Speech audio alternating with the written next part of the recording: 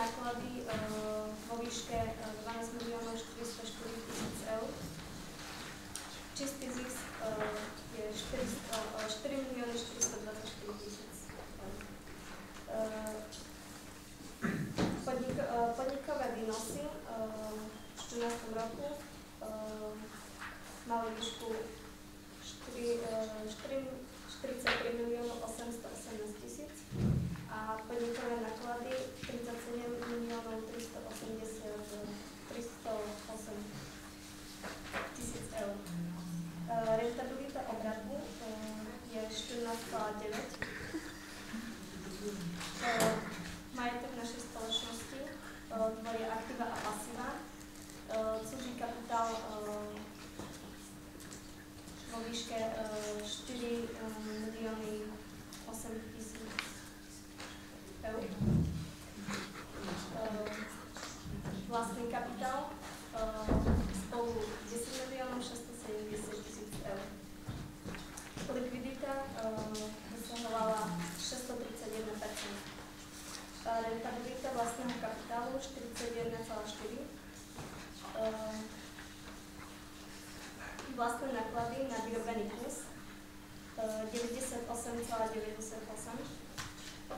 Materiálové náklady 36,4%. Osobné náklady výrobných pracovníkov 8,06 boli najviac financované. Dovoľte, aby som predstavila, aký sme mali zisk v 11. roku podnikania. Takže v 11. roku podnikania sme dosiahli zisk 1 270 000 eur. V 12. roku sme dosiahli stratu 3 50 000. V 13. roku sme dosiahli zisk 4 666 000 eur a v 14. roku podnikania 4 424 000 eur. Teraz by som vám chcela predstaviť návrh na rozdelenie zisku.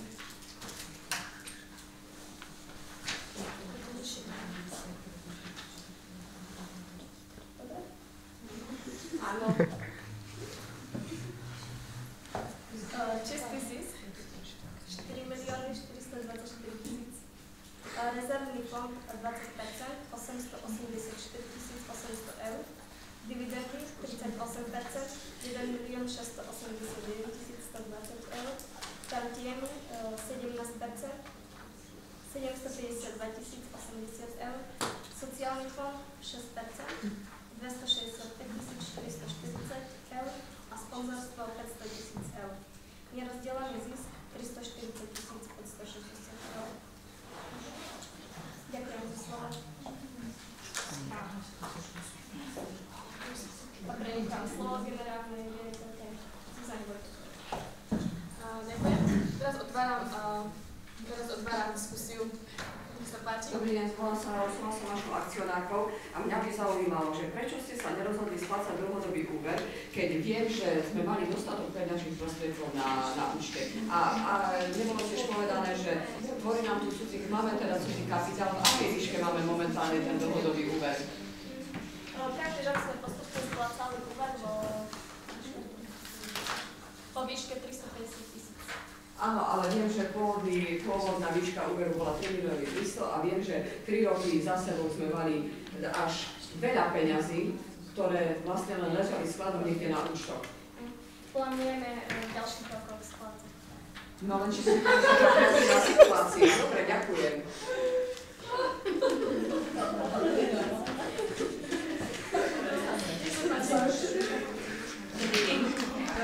Dziaková, ako vaša akcionárka by som na vás mala otázky. V prvom rade by som sa chcela opýtať, jak je možné, čo šikovného ste dokázali urobiť, že vaši zamestnanci majú tak úžasnú mzdu 59 000 eur za rok. To je perfektný údaj. Mňa by zaujímalo, akým spôsobom ste sa dopracovali k tomuto výsledku. Čo vám to vlastne umožnilo? Ďalšia vec, Vo vašich správach oznela informácia, že máte na sklade, teraz si presne nepamätám, okolo 13 000 kusov výrobkov alebo tak nejako.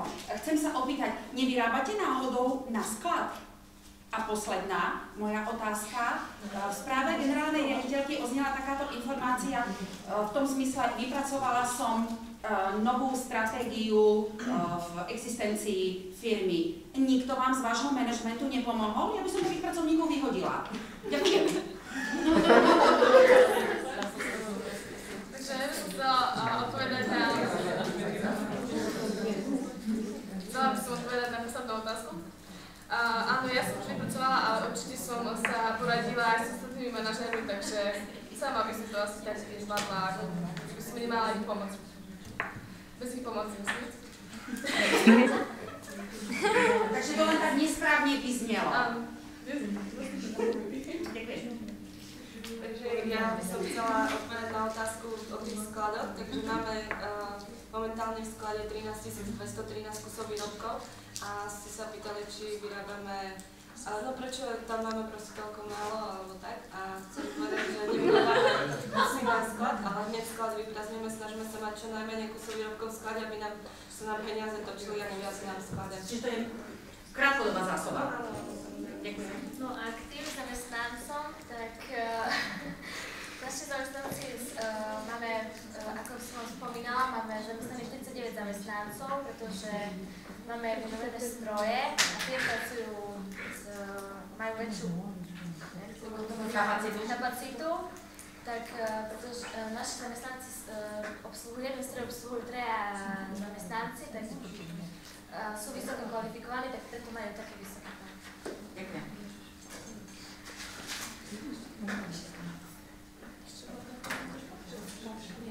Ešte nejaká otázka? No, tak teraz prejdeme k hlasovaniu o návrhu rozdelenia zisku. Takže kto je za? Ďakujem. Kto je proti? Ako sa zdržal hlasovanie?